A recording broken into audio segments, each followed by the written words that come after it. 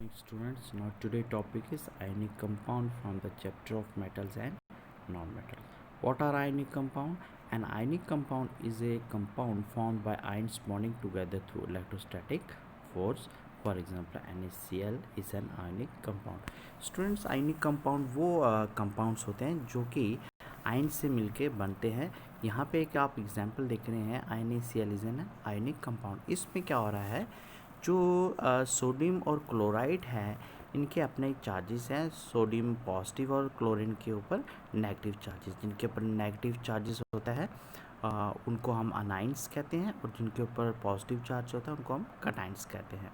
तो आइंस भी दो तरह के होते हैं, कटाइंस और अनाइंस. आप इस पे दोनों चार्जेस प्रेजेंट हैं, पॉजिटिव और नेगेटिव, यानी अनाइन भी है और कटाइन भी है. ये चार्जेस क्यों प्रेजेंट हैं? क्योंकि जो सोडियम है इसके पास वन इलेक्ट्रॉन, इसका जो वैलेंस इलेक्ट्रॉन वो वन है, और वो वन इलेक्ट्रॉन शेयर करता है किसके साथ? क्लोरीन के साथ. और क्लोरीन अपना ऑक्टेट कंप्लीट कर देता है 288 के साथ. तो जैसे ही अपना एक इलेक्ट्रॉन लूज़ करता है सोडियम, तो आप देख रहे हैं यहाँ पे मैं एक डायग्राम से आपको देखता हूँ. जो ये सोडियम है, सोडियम के पास एक इलेक्ट्रॉन यहाँ पे प्रेजेंट है. अब ये इलेक्ट्रॉन डोनेट करता है क्लोरीन को. क्लोरीन के पास 287 इलेक्ट्रॉन कन्फिग्रेशन है. एक इलेक्ट्रॉन के पास कम है अपना ऑक्टेट कंप्लीट करने के लिए. एक इसके पास इलेक्ट्रॉन कम है, और इसका ऑक्टेट अपना ऑक्टेट स्टेबल होने के लिए एक इलेक्ट्रॉन ज़्यादा है. तो यह अपना एक इलेक्ट्रॉन लूज़ करके क्लोरीन को दे देगा. और जो सोडियम है ये positive charge ions positive charge आ जाएगा इस पर, और क्लोरीन के ऊपर नेगेटिव चार्जेस आ जाएगा. तो इस तरह के कंपाउंड को हम आयनिक कंपाउंड कहते हैं. अगर हम बात करें प्रॉपर्टीज ऑफ आयनिक कंपाउंड की, तो फर्स्ट पॉइंट है, they are usually crystalline solids because their oppositely charged ions attract one another strongly and form a regular crystal structure.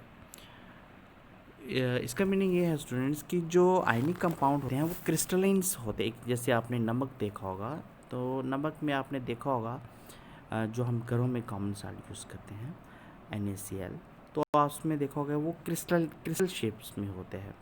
अब वो इसलिए होता है क्योंकि जो उनके ऑपोजिट चार्जेस होते हैं वो अट्रैक्ट करते हैं एक दूसरे को, और एक रेगुलर स्ट्रक्चर बनाते हैं जिसको हम कहते हैं रेगुलर क्रिस्टल स्ट्रक्चर फॉर्म करते हैं.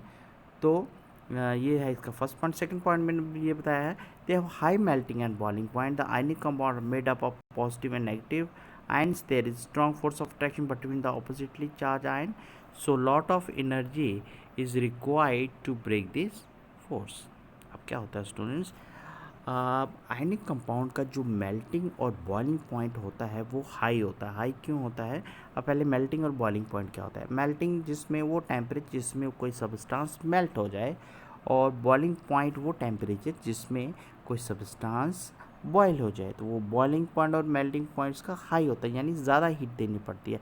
अब इसको मेल्ट और बॉयल होने के लिए ज़्यादा टेम्परेचर इसलिए देना पड़ता है क्योंकि जो ये कंपाउंड है, जैसे NaCl कंपाउंड है, अब इनके जो पॉजिटिव और नेगेटिव चार्जेस होते हैं इनके बीच में स्ट्रॉन्ग इलेक्ट्रोस्टैटिक फोर्सेस होता है, जिसको ये बहुत जो फोर्स रहता है इनके पॉजिटिव और नेगेटिव बहुत स्ट्रॉन्ग होता है. वो ईज़िली अब ईज़िली डिसोसिएट नहीं कर सकते, यानी उसको ब्रेक करने के लिए ह्यूज अमाउंट ऑफ एनर्जी की रिक्वायरमेंट होती है. और वो हीट जब ह्यूज अमाउंट ऑफ एनर्जी कहाँ से मिलेगी? In the form of heat. जब हम इसको हीट देंगे, ज़्यादा से ज़्यादा हीट देंगे, तो उसका मेल्टिंग और बॉइलिंग पॉइंट भी बढ़ जाएगा. The third one is they are usually soluble in water but insoluble in organic solvent. देखा होगा आपने कि जो ये जो आयनिक कंपाउंड होता है जैसे NaCl है, ये वाटर में क्या होते हैं? सॉल्युबल हो जाते हैं, बट इनसॉल्युबल होते हैं ऑर्गेनिक सॉल्वेंट. कुछ भी मान लो ईथर है या फिर क्लोरोफॉर्म है ना. तो ये सारे के सारे इनसॉल्युबल हैं किस में? ऑर्गेनिक सॉल्वेंट, और सॉल्युबल है वाटर में. The next is they conduct electricity when dissolved in water or when melted, otherwise do not conduct electricity. क्या होता है स्टूडेंट्स?